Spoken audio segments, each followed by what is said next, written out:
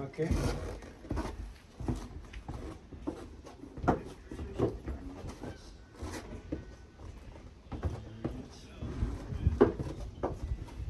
Okay.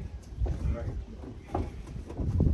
It was 10 years ago that we gathered here within the old keep of Dundas Castle to celebrate your marriage. We also welcomed your parents, Carlos and Hermine and Miriam, together with the bridal party of Elia, Jennifer, Natalie, Marisa and Brenda. Hope got the names correct. And on your side, Chris, there was best man Jeff and your groomsmen, Rob, Adrian, Raoul and Sean.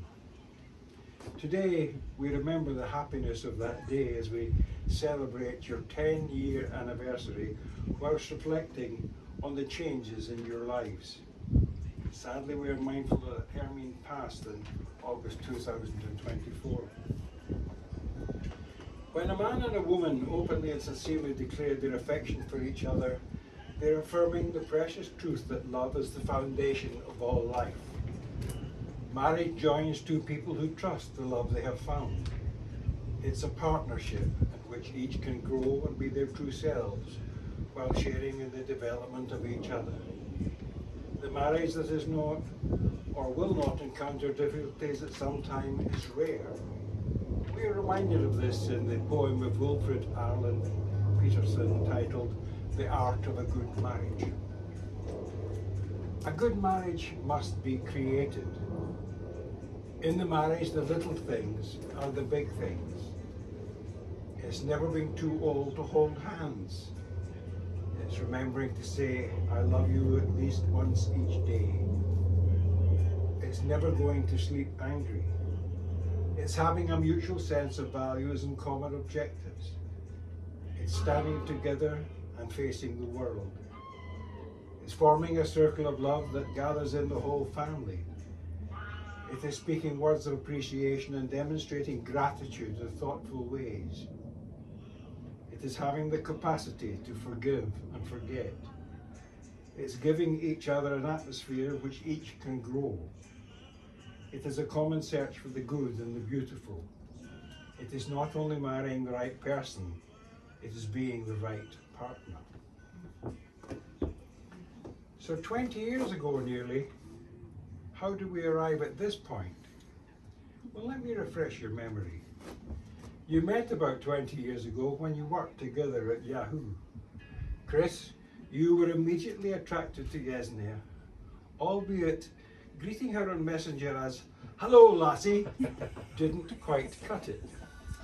Yesi thought it was a reference to the TV dog show. Well, that approach having failed, delayed things for about a year when you again found each other. That led you to discovering Scotland together and the subsequent moves to the UK. Thereafter, there were repeat visits to Scotland, your mythical homeland. After a while, you returned to California and you bought a property. For Yesi's 30th birthday, there was that trip to New York. Ideal for you, Yesi, to indulge your shopping habits. Breakfast at Tiffany's was fabulous, with the fantastic rings on display. Chris noted your favourite and was fortunate to find that same ring in Tiffany's back home. In acquiring it, Chris kept it safe until the time was right. And so it was in Santa Barbara on the 5th of May 2013, you and Yesi were served a champagne breakfast which included that special Tiffany's ring. That led to your marriage here at Dundas Castle. During the last 10 years, there have been profound changes. Hermine's death, as I mentioned, but there are others you have lost and those you have welcomed.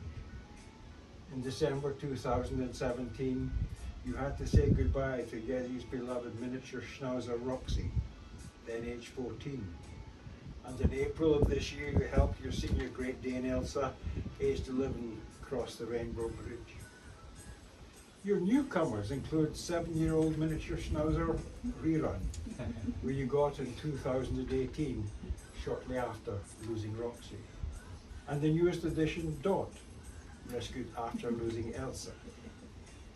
In addition to caring for dogs and animals, Jessie, you say you have become more of a homebody, preferring to stay home with your dogs rather than go out. You have also focused your energies in further education, earning your AA in English at your local community college, PCC, within a year. Then through California State University, your BA in English. And from there you enrolled in San Jose State University's School of Information to get your Master of Library and Information Science in December 2023.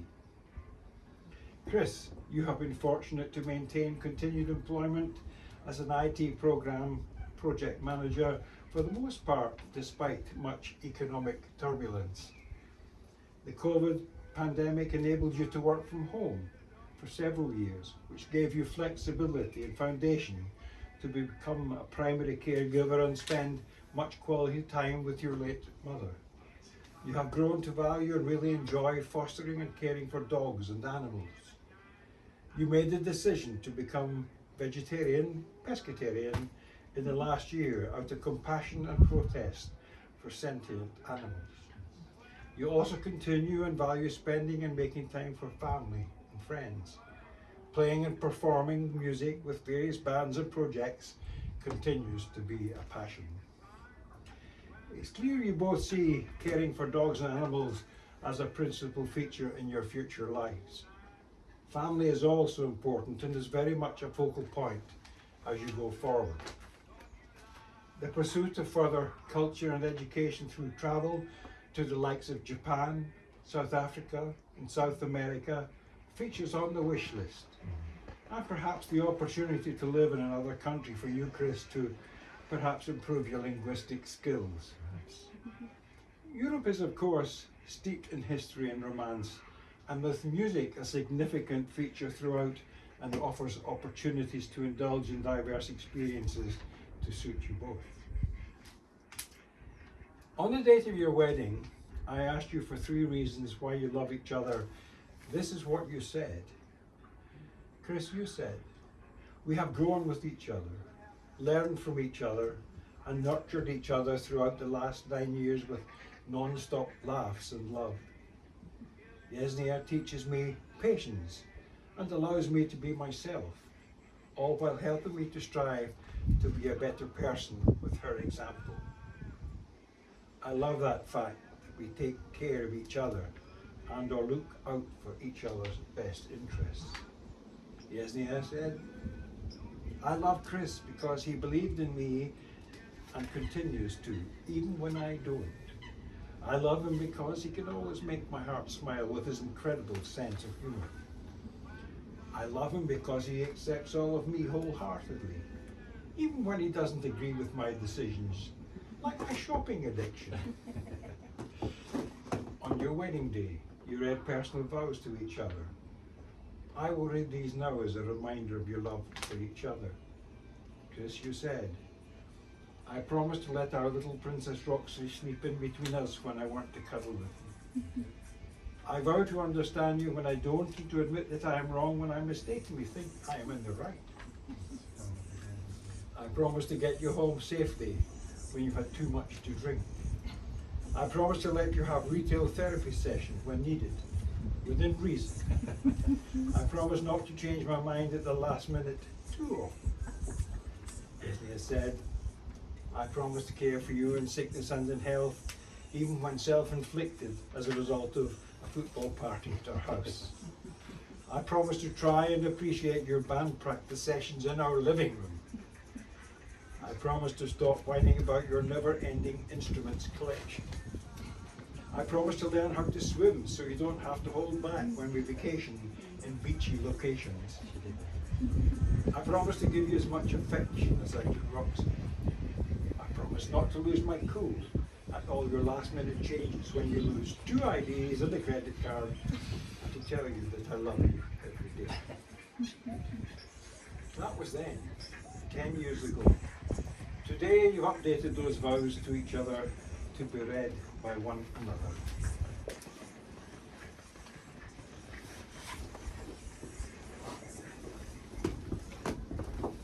Chris, I promise to finally make it official and take your last name after only a mere decade of procrastination, so we can stop confusing waiters and postal workers. No more Mr. and Mrs. Hernandez mix-ups. I promise to remember that relationships need regular doses of affection, kind words, and random I love yous. Not just when you're going with the flow and not giving me a hard time about adopting another dog or bringing you milkshakes. I promise to emerge from our cozy hermit cave and actually show up as your official +1 to events that matter to you. Yes, I'll put on real pants, comb my hair, and pretend to be a functioning member of society who knows how to make small talk about things other than our dogs. In the end, I vow to officially steal your last name after a decade of creative stalling, consistently express love and affection, and pretend to be a proper adult by dragging myself out of my pajama kingdom and being your small talk surviving sidekick at gatherings. Thank you. Jesse, I promise to keep working on your study. I think that's what I want. Particularly in those moments when I'm ready to bet the house and I'm right. I promise to trust you and resist my urge to question everything. Even follow through on brilliant ideas and home improvement projects as well. I promise to pitch in with the vacuuming, dusting, even dishes, bed making, and bathroom cleaning. Any collapse on the couch right next to you of exhaustion. In the end, I vow to love you more than being right, more than calling shots and micromanaging home renovations, and to make sure our love always shines brighter than the bathroom tiles. Thank you. Chris and Jesse, you have now renewed your wedding vows here at Dundas Castle Boathouse, and it gives me great pleasure to welcome you back to Scotland as husband and wife, and you may kiss. Thank you so much. Happy anniversary. Thank you, Duncan. As we approach the end of this short celebration of your marriage, I'd like to read the short poem titled Always. The author is unknown. This isn't sometime. This is always. This isn't maybe. This is always. The real beginning of forever. This isn't just midsummer madness, a passing glow, a moment's gladness. This is love. I knew it on the night we met. You tied a string around my heart. So how could I forget you? With every kiss, I know that this is always. Finally, Chris and Jesse, may you enjoy this visit to Scotland, and we hope you will always return to this place and share many happy memories. Thank you. Thank you so much. And we'll get in touch with you in 10 years again, okay? Who knows? Thank you so much. That was lovely.